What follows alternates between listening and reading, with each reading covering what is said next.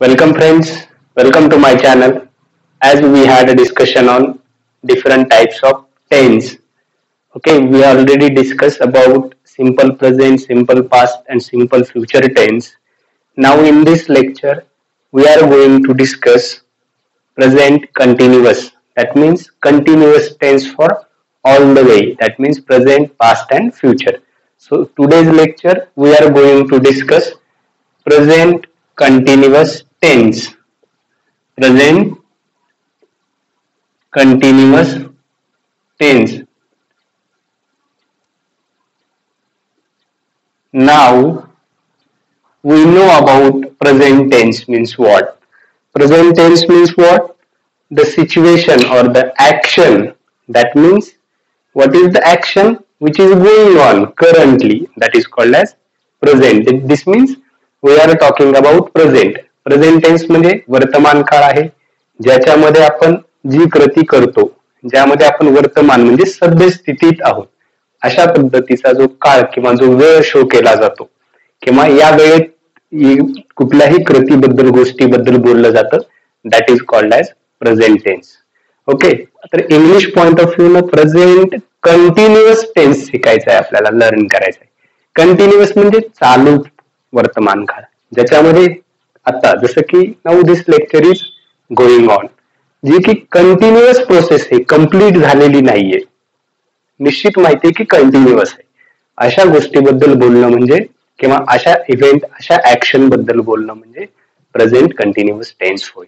Now let us understand, we have a different type of subject, as already we had a discussion on that. The subjects are like first person, second person and third person. Now let us understand first person singular, then second person, then third person.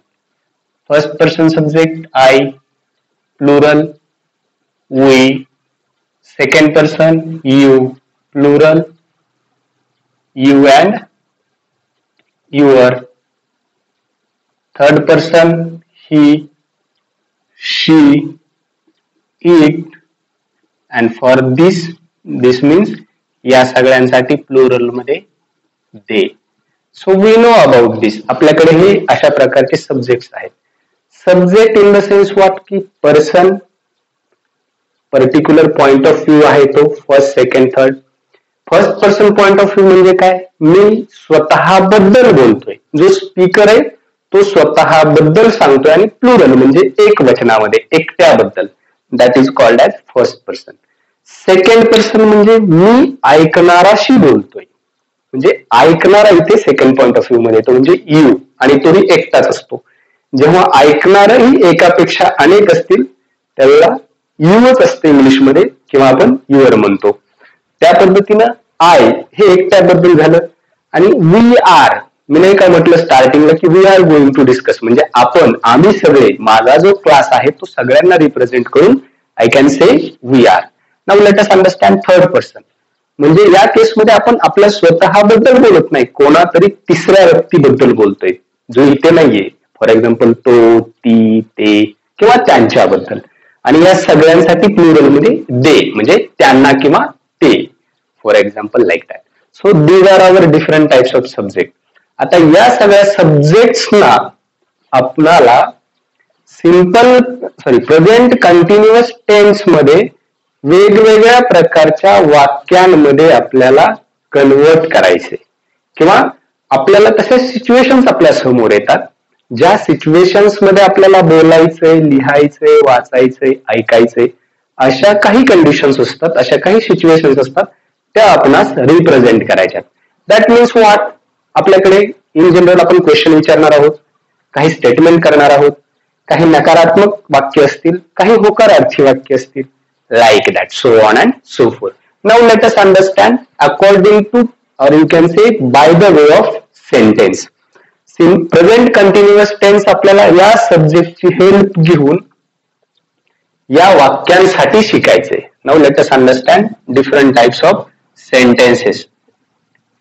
Now sentences are, let us now understand, first one is your affirmative sentence.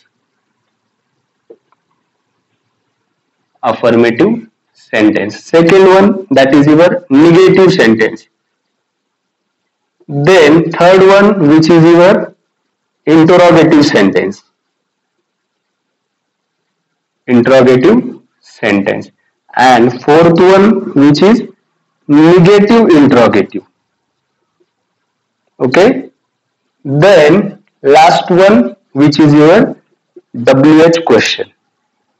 WH questions. Now let us understand interrogative and WH questions. Both of these are questions. But this one is your yes no type question and this one is your elaborative. That means या प्रश्नाचं उत्तर तुम्हाला yes no type मध्ये मिळणार आहे, याचं with reason किंवा elaborative point of view ने मिळणार आहे. So these are some different types of sentences. You can take the screenshot of this then for your reference or further studies, you can say. Now let us understand these are the different types of sentences. Now let us understand according to that sentence, या वाक्यांच्या साठी या सगळ्या सब्जेक्टची मदत घेऊन आपल्याला present continuous tense learn करायचं आहे. जसं आपण सिंपल प्रेझेंट टेन्स मध्ये टू डूचा फॉर्म डू आणि डज यूज केला, ज्याच्यामध्ये सहाय्यकारी क्रियापद किंवा हेल्पिंग वर्ब म्हणतो आपण याला. Same like present continuous tense मध्ये आपल्याला आपली जी हेल्पिंग वर्ब आहे ती साधारणपणे एम, इज आणि आर ही असणार आहे. Okay. According to person, according to number आणि अकॉर्डिंग टू जेंडर हे वर्ब्स व्हॅरी होतात. Let me tell you. Person means these are the person. 1, 2, 3 first person, second person, third person. According to number म्हणजे त्याचं singular number की plural number.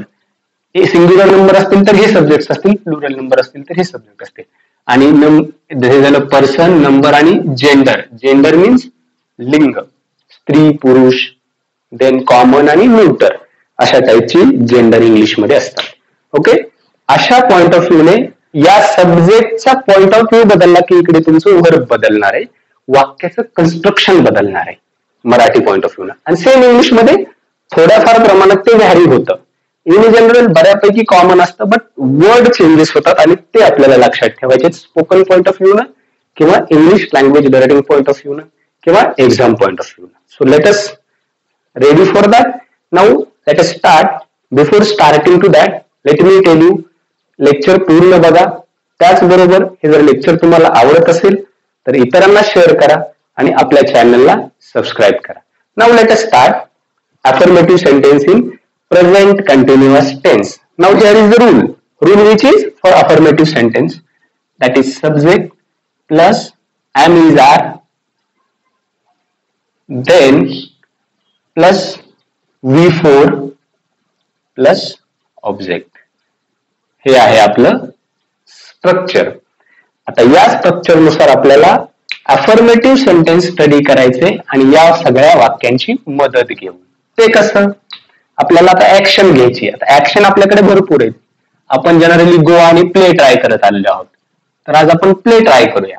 Now let us understand. Take the subject. I am playing cricket, or you can say any game. I am playing cricket.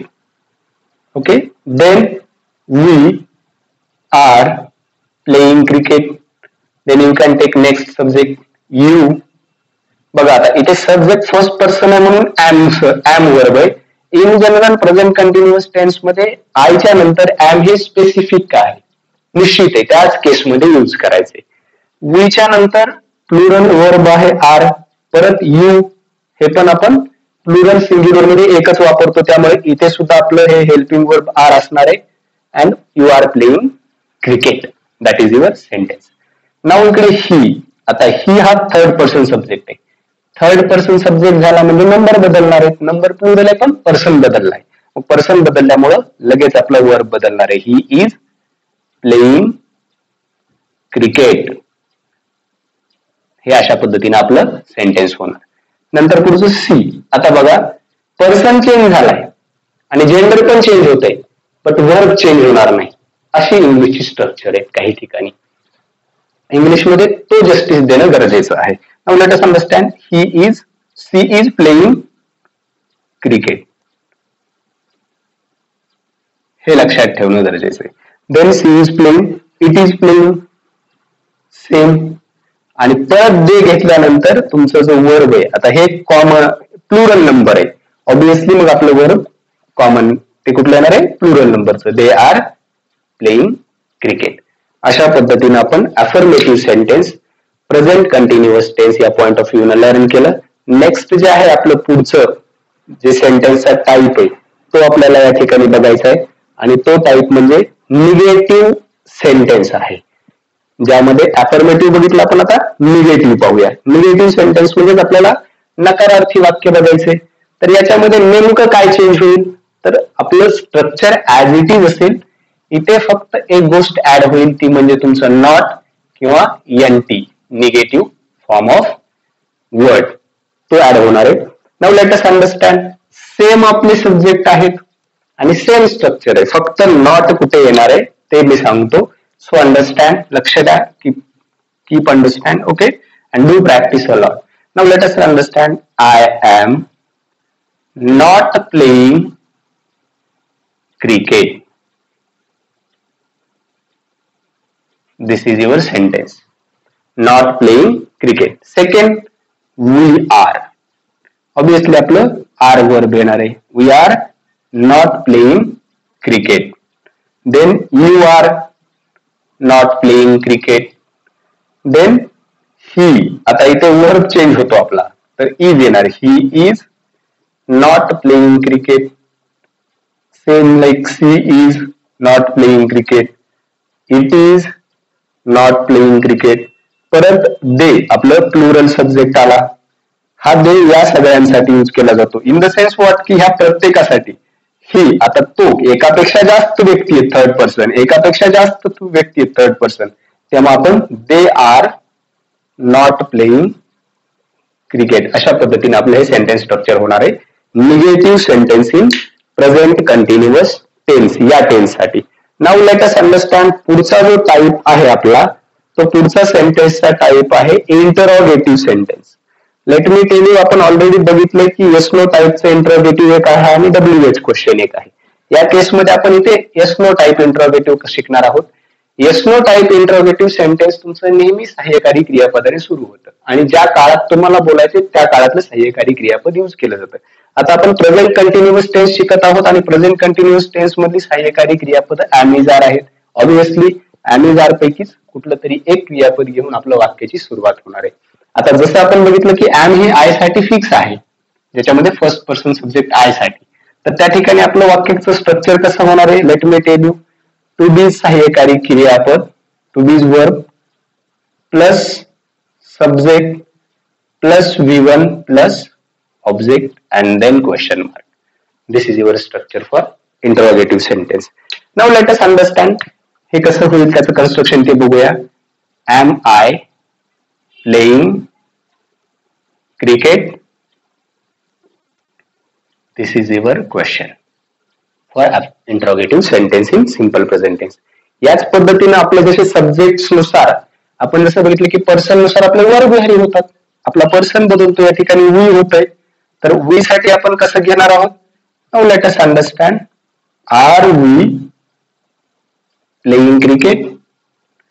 Then same for are you playing cricket.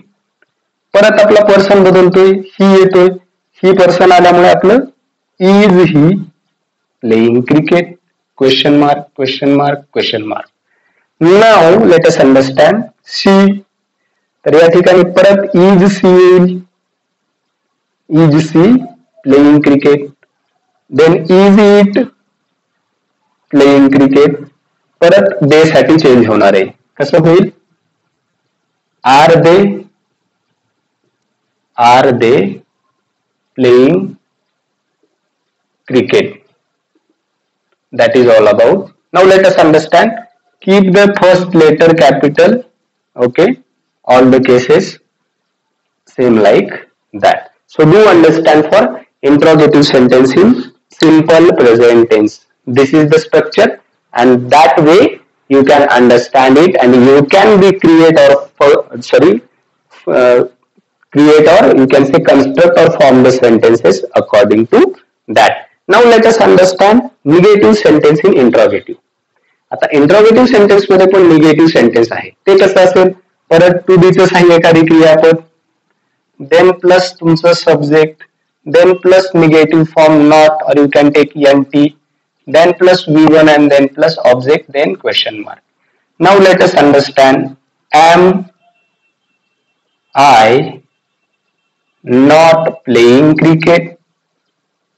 परत question झाला हा तुमचा, त्याच्यामुळे इथे परत question mark येणार.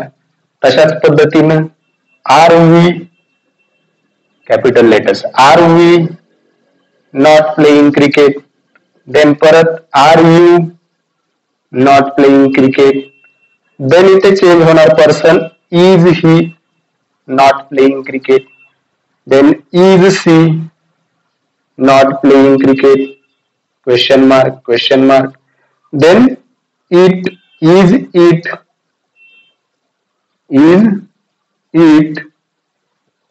not playing cricket, same structure. आणि दे साठी परत R they playing cricket, are they not playing cricket. That is all about your negative interrogative sentence. So do understand and keep learn for that. Do practice a lot. Okay. Now we will go ahead, and that is our next type of sentence, which one is WH type questions in a present continuous tense. Now let us understand how we can use the WH questions or ask the WH questions in this particular present continuous tense. WH word, आता या केस मध्ये आपल्याला WH word लागणार. So we have a list of words like what, like then which, then why, then where, then when, then whom, then who, then these are the, and then how. These are the different types of WH word, and you can use among this any appropriate which is required for your construction of a sentence.